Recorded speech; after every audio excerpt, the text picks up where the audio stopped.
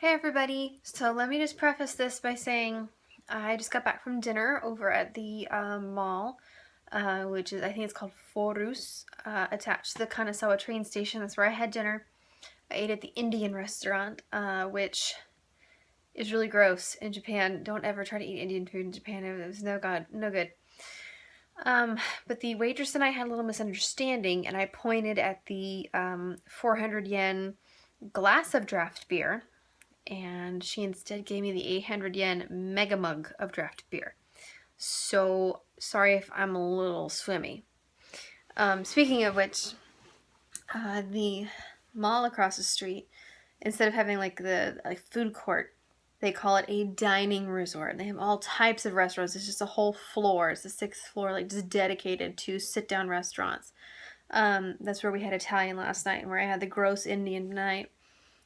So nothing over there has really been great so far, but maybe that's just because we haven't actually eaten it at a Japanese place. I don't know. So I wandered all the different floors of the mall tonight by myself. I needed some time where I didn't have to be in conversation with anybody for a little while. And that was nice, just kind of browsing and seeing Japanese fashion, which is interesting.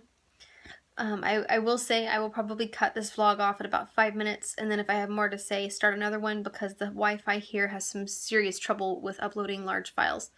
So I'm going to keep them a little bit smaller than I usually would. Anyway, today was really cool.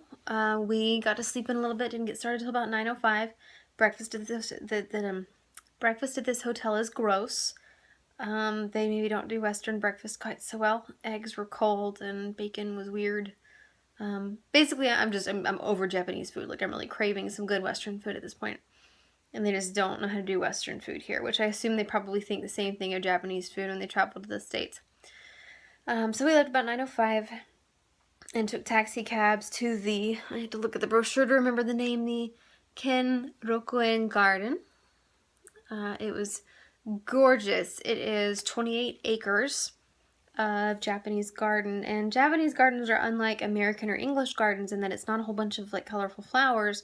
They focus more on different shapes, different species, and different like hues of green. And I far prefer Japanese gardens. I think they're really beautiful.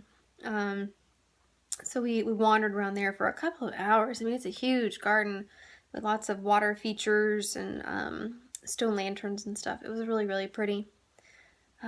So yeah, we did that for a couple of hours, and then in the garden is a museum, and I also have that brochure right here so I can tell you what it is. The Ishikawa Prefectural Museum of Traditional Arts and Crafts. So that was quite cool. It was just a whole bunch of crafts, all made by hand, that have been made for a very long time and been passed from generation to generation. They still hand make them. Some of them are a little endangered, in particular the handmade fishing rods, because the younger generation doesn't really want to make those. But yeah, that was really cool. So we walked around there for a little while. Then we caught taxi cabs to lunch. We were supposed to have a Western lunch, so I was very excited about having a delicious Western lunch. And the guide really talked up this restaurant, which is actually located in a different hotel. And so I was very excited to have a Western lunch, free of fish. But of course, it was Western prepared fish. So I had fish for lunch. I really, really am so over fish. Like, there are just no words to describe how over fish I am. I think I have enough omega-3s to last me the rest of my life.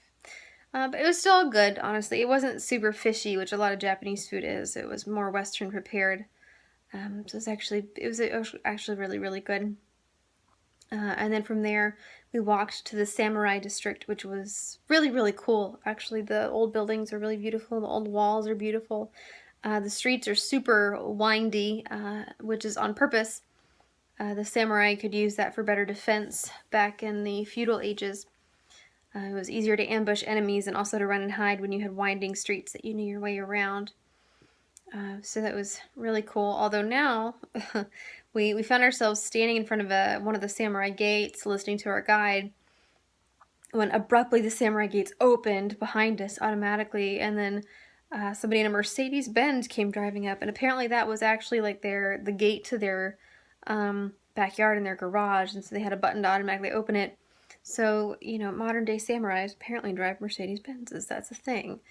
So we walked through the Samurai District, and we went and saw the inside of a samurai house.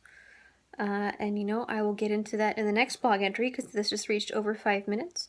So I'll pause here and then I'll start a part 2 to talk about the inside of the samurai house.